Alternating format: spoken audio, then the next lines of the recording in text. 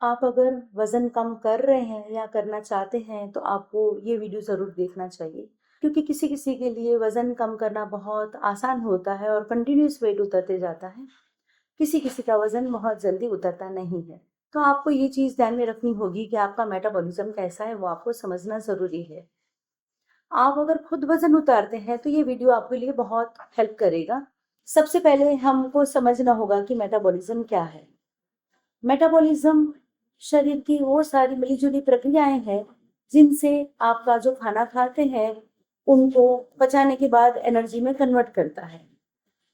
तो जिनका metabolism high होता है उनका खाना डाइजेस्ट करने के बाद जो एनर्जी बन रही है उनको बहुत ज्यादा खर्च कर देता है और किसी किसी का शरीर उतनी ज्यादा एनर्जी खर्च नहीं करता। इसका मतलब ये है कि कोई अगर 1 घंटा व्यायाम करता है तो किसी की 500 कैलोरी बर्न होगी और सेम व्यायाम अगर दूसरा बंदा करता है तो उसकी 1000 या 800 कैलोरी भी बर्न हो सकती है। ये हुआ अपना अपना मेटाबॉलिज्म।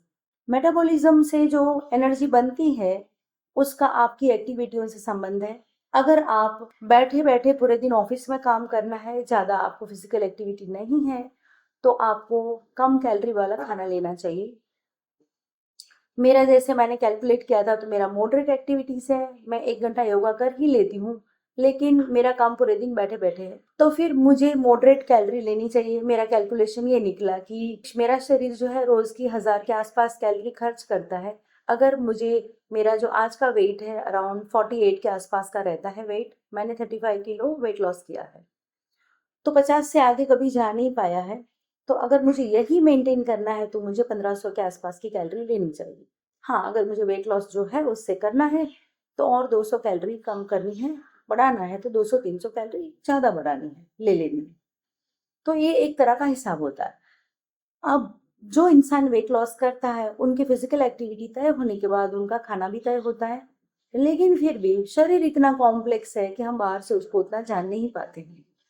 हम भले सोच ले कितना भी कैलोरी कैलकुलेशन कर ले लेकिन कहीं ना कहीं शरीर अपने हिसाब से चलता है। अगर ये सच होता तो हर इंसान कैलोरी कैलकुलेशन करके खा लेता और वेट लॉस कर लेते, लेकिन वो चीज नहीं हो पाती है। शरीर जो एनर्जी बनाता है वो सिर्फ हम एक्सरसाइज में ही खर्च नहीं करते, हमारा डेली का रोज का काम होता है उसमें भी खर्च होता है। फिर हमारा मेटाबॉलिक एक्टिविटीज है, खाना पचाने का काम है, हार्ट बीट्स है, दिल की धड़कन जो चलती है, हम सांस लेते छोड़ते हैं, उन हर चीजों में हमारी एनर्जी का उपयोग होता है। तो शरीर एनर्जी बहुत तरह से इस्तेमाल करता है। तो आपका फिजिकल एक्टिविटी और एनर्जी के खर्च का बैलेंस होना चाहिए, ये हुई एक बात। दूसरी बात, आपके खाने की कैलोरी हमेशा कम हो और फैट का इंटेक कम हो तो बहुत अच्छी बात है। और अगर आपका फैट का इंटेक बराबर नॉर्मल भी हो और आपकी एक्टिविटीज कम है तो शरीर उतना कैलोरी बर्न नहीं कर पाता है। एज अ रिजल्ट वो जमा हो जाती है, एडिपोज टिश्यूज में भी जमा होकर रहती है। हम एक उदाहरण से समझे, जैसे आप महीने का 50,000 कमाते हैं और वो 50,000 में से आप एवरी मंथ 20 से 25,000 खर्च करते हैं और 20 से 25,000 आपका वो अकाउंट में जमा रह जाता है। तो ये जो जमा रह रहा है वो बढ़ता जाएगा बढ़ता जाएगा। इसी तरह फैट का हिसाब किताब है। आप जो कैलोरी खाते हैं उतने उसमें से जो बच जाती है वो जमा होके फैट बन के वो आपकी बॉडी की साइज बढ़ाती जाती है। जैसे आपका अकाउंट की इनकम, आपकी सेविंग की साइज बढ़ती है, उसी तरह इस फैट सेविंग की साइज बढ़ती जाती है। तो हमें जितनी लेते हैं उतनी तो खर्च करनी ही है, तो आपका वेट बैलेंस रहता है। और आपको वेट लॉस करना है तो फिजिकल एक्टिविटी बढ़ा के आप वो वेट लॉस थोड़ा स्पीड में कर सकते हैं। तो ये हुआ मेटाबॉलिज्म का कैलकुलेशन। अगर हमारा मेटाबॉलिज्म अच्छा नहीं है, इम्प्रूव करना है, तो हमें क्या करना चाहिए वो हम देखेंगे। तो हमें सबसे पहले डेली व्यायाम की आदत करनी पड़ेगी। आपके घुटने दर्द करते हैं, आप अगर बहुत ज़्यादा फिजिकल एक्टिविटी नहीं कर पाते, जिम नहीं जा पाते, तो कोई बात नहीं, आप घर में बैठ के भी योगा कर सकते हैं। आप अपने बेड पे या सोफा में भी लेट के कर सकते हैं, क्योंकि ज़मीन पे जो लोग नहीं बैठ सकते उनको भी कभी कभी वेट लॉस करना तो ज़रूरी होता है। आपको ये रेगुलर हैबिट इसीलिए चाहिए क्योंकि बॉडी को टाइम के साथ भी एक रिलेशन होता है। जैसे हमारे तय समय पर हमें भूख लगती है, तय समय पर हमें नींद आती है, इसी तरह तय समय पर एक्सरसाइज करने से हमें उसका फायदा जरूर मिलता है। दूसरी चीज, आप खाने में वेजिटेबल्स ज्यादा लें, कम से कम आप अगर डायबिटिक नहीं हो तो 1 से 2 फ्रूट ले ही।